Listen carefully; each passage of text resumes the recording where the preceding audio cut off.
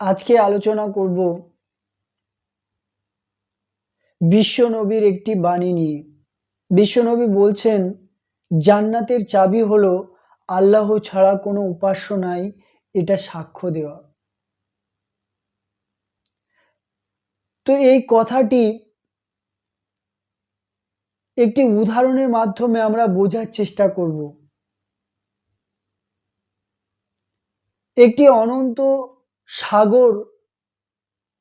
অনন্ত সাগর, সেই সাগরের কিনারায় অসংখ্য মানুষ তারা বসে আছে এবং সেই অসংখ্য মানুষদের মধ্যে একটি ব্যক্তি সেই অনন্ত সাগরের গভীরে গিয়ে দেখছে যে সেখানে এক গুপ্ত ধন রয়েছে, অমূল্য রতন রয়েছে।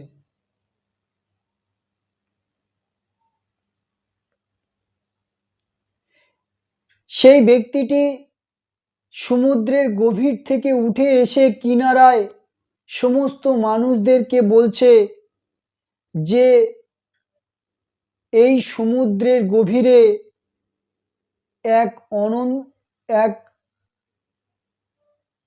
গুপ্ত ধন রয়েছে, এক অমূল্য রতন রয়েছে। এটা যে সাক্ষ্য দেবে সে এই মুহূর্তে শান্তি পাবে এবং পরবর্তীকালে তার শান্তি দ্বিগুণ হয়ে যাবে। এই মুহূর্তে সে সুখ, তৃপ্ততা, আনন্দ পেয়ে যাবে এবং পরবর্তীকালে তার আনন্দ, সুখ, শান্তি আরো দ্বিগুণ হয়ে যাবে। যে এটা সাক্ষ্য দেবে যে এই সমুদ্রের গভীরে এক অমূল্য গুপ্ত ধন রয়েছে। তো সমুদ্রের কিনারে বসে থাকা অসংখ্য কোটি কোটি মানুষ তারা এই কথাটি একটা কান থেকে আর একটা কানে শুনতে শুনতে সমস্ত মানুষের কানে এটা পৌঁছে গেল যে এই সমুদ্রের গভীরে এক অমূল্য রতন রয়েছে, গুপ্ত ধন রয়েছে।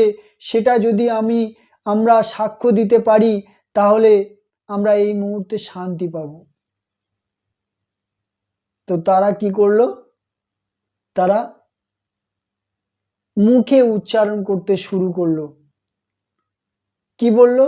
যে আমি সাক্ষ্য দিতেছি যে এই সমুদ্রের গভীরে এক অমূল্য গুপ্ত ধন রয়েছে। আমি সাক্ষ্য দিতেছি যে এই সমুদ্রের গভীরে এক অমূল্য গুপ্ত ধন রয়েছে। তারা মুখে মুখে, তারা শুধু মুখে নয়, মনে মনেও উচ্চারণ করছে কোটিবার, হাজারবার। কেউ 10 বছর ধরে, 20 বছর ধরে সকালবেলা সন্ধেবেলা বসে তসবিহ দানা নিয়ে তারা পাঠ করতে থাকছে। তারা মুখে উচ্চারণ করতে থাকছে, মনে মনে তারা উচ্চারণ করতে থাকছে। তারা ঘুমানোর সময় কোনো একটা নির্জন জায়গায় বসে তারা তসবিহ দানা নিয়ে বলছে যে এই সমুদ্রের গভীরে এক অমূল্য গুপ্তধন রয়েছে, আমি এটা সাক্ষ্য দিতেছি।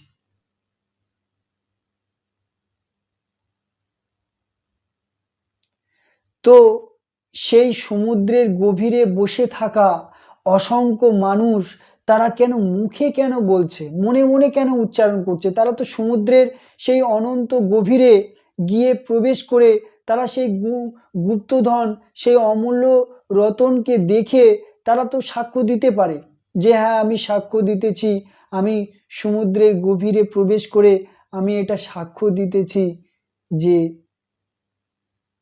এই সমুদ্রের গভীরে অমূল্য গুপ্তধন রয়েছে। তারা কেন গভীরে কেন প্রবেশ করছে না? সেই সমুদ্রের গভীরে গিয়ে কেন তারা সাক্ষ্য দিচ্ছে না, দেখছে না? কারণ সেই সমুদ্রের গভীরে প্রবেশ করলে তার সমস্ত সময় এবং এনার্জি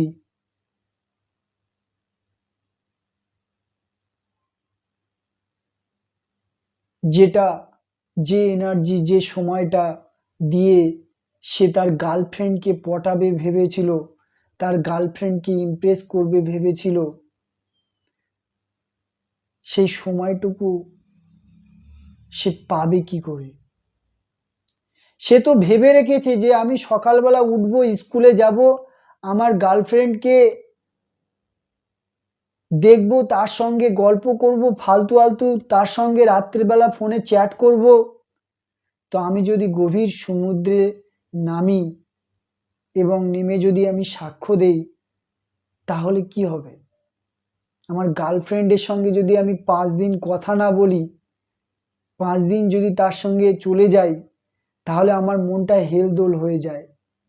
আর আমি যদি ওই গভীর সমুদ্রে যদি 5 দিন থাকি, তাহলে কি হবে? তাহলে আমার গার্লফ্রেন্ড যে আমাকে আনন্দ দেয়, সে আনন্দ থেকে আমি বঞ্চিত হয়ে যাব।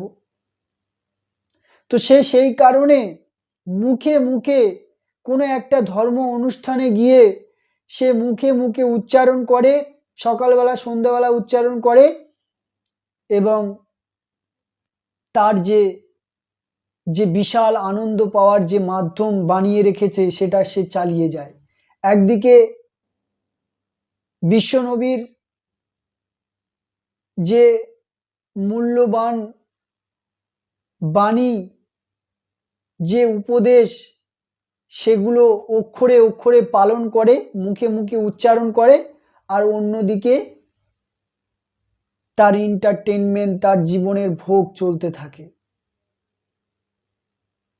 মেয়েরা ভাবে যে সেই গভীরে গিয়ে যদি আমি এটা সাক্ষ্য দেই যে সমুদ্রের গভীরে অমূল্য গুপ্তধন রয়েছে, এটা যদি দেখে আমি যদি সাক্ষ্য দেই, তাহলে আমি যে এই ফালতু আলতু মেকআপ নিয়ে সারাদিন যে এত টিভি সিরিয়াল, নাটক আর বিভিন্ন ধরনের যে ফেসবুকে স্ট্যাটাস বানাই ফালতু আলতু, সেগুলো সময় পাবো কি করে? আমি তো জীবনে কত এন্টারটেনমেন্ট করি, আমি জীবনে টিভি দেখি, গান শুনি, ফালতু আলতু চ্যাট করি। তো সেই সব করতে গেলে তো আমার সময় লাগবে। তো একে তো আমার হাতের সময় কম, আর তার উপরে সেই মূল্যবান সময় যদি আমার সেই সমুদ্রের গভীরে যেতে লাগে, তাহলে আমি সুন্দর মেকআপ করে আর ছেলেদেরকে ইমপ্রেস করব কখন?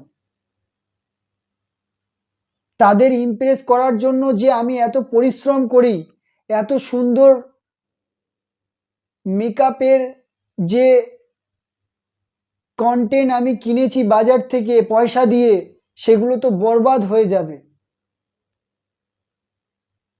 আমার চোখের কাজল, লিপস্টিক, ফেস ওয়াশ, সেগুলো সেগুলো আমার মুখে লাগিয়ে আমি যে ছেলেদেরকে ইমপ্রেস করি, তাদেরকে দেখাই, তাদের সঙ্গে কমেন্ট করি, রাত্রিবেলা কথা বলি, সেই সব সময় পাবো কি করে? তো সে ভাবলো, সে চিন্তা করলো যে একদিকে আমার এই ভণ্ডামি চলতে থাকবে, আর আরেকদিকে আমার বিশ্বনবীর বাণী, বিশ্বনবী যেটা বলেছেন আমি সেটা মুখে মুখে চালিয়ে যাব। আমি দুটোই পেয়ে যাব, একদিকে জগতের আনন্দ পাবো, আর সেই গভীর সমুদ্রে বিশ্বনবী যেটা বলেছেন যে আল্লাহ ছাড়া কোনো উপাস্য নাই, এটা বললে জান্নাত, পরবর্তীকালে আমি জান্নাতও পেয়ে যাব, প্লাস আমার এই মুখে মেকআপ লাগিয়ে, চোখে কাজল লাগিয়ে, লিপস্টিক লাগিয়ে ছেলেদেরকে ইমপ্রেস করে যে আনন্দ পাই, সেটাও পেয়ে যাব। আমি দুটোই পাবো। আমি তো এত পরিশ্রম করছি, এত মেহনত করছি কি জন্য? যাতে আমি দুটোই পেয়ে যাই, কোনোটা থেকে আমি বঞ্চিত না হয়ে যাই। তো ছেলেরাও যারা 18-19 বছর বয়স, যাদের স্কুল লাইফ, যাদের কলেজ লাইফ, তারা সেই সব ছেলেরা, মেয়েরা, তারা ভাবছে যে বিশ্বনবী যেটা বলেছে সেটা আমরা বাস্তবে ইমপ্লিমেন্ট করব না। বাস্তবে ইমপ্লিমেন্ট করতে গেলে আমার সমুদ্রের গভীরে নামতে হবে, সেই গুপ্তধনকে দেখতে হবে। আর সেখানে নামতে গেলে, সেখানে যদি আমি প্রবেশ করি, তাহলে আমার যে মিথ্যা, আমার যে চালাকি, আমার যে ভণ্ডামি, আমার বয়ফ্রেন্ড, আমার গার্লফ্রেন্ডের সঙ্গে যে আমি রাত্রেবেলা ফোনে চ্যাট করি, ফালতু ফালতু কন্টেন্ট বানাই ফেসবুকে, সেসবগুলো বন্ধ হয়ে যাবে। আমি যে টিভিতে সিরিয়াল দেখি, নাটক দেখি, আর কোনো অনুষ্ঠান হলে এত সাজুগুজু করি, করে যে আমি যে আনন্দটা পাই, সেই আনন্দ থেকে আমি বঞ্চিত হয়ে যাব। তো আমি দুটো একসঙ্গে চালিয়ে যাব। একদিকে জগতের ভোগ, আর অন্যদিকে বিশ্বনবীর বাণী, সেটা মুখে মুখে উচ্চারণ করব, মনে মনে উচ্চারণ করব। আর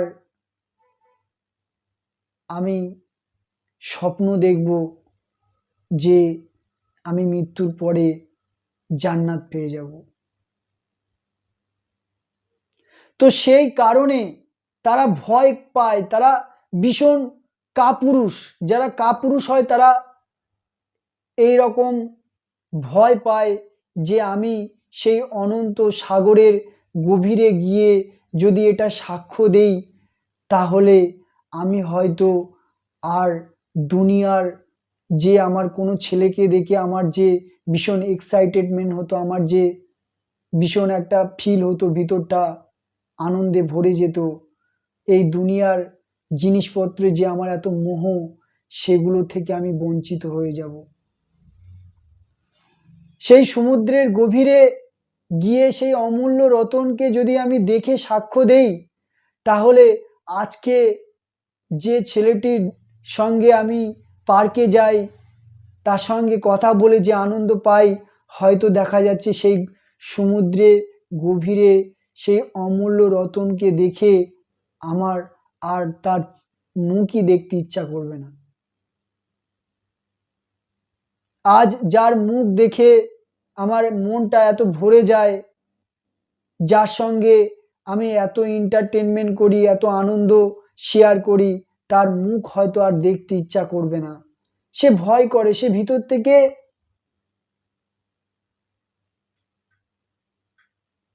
ভীষণ ভয় পেয়ে যায় সেই অনন্ত গভীর সাগরে প্রবেশ করার। সেই কারণে তারা মুখে মুখে উচ্চারণ করে যে আল্লাহ ছাড়া কোনো উপাস্য নয়, তিনি ছাড়া কোনো মাবুদ নয়।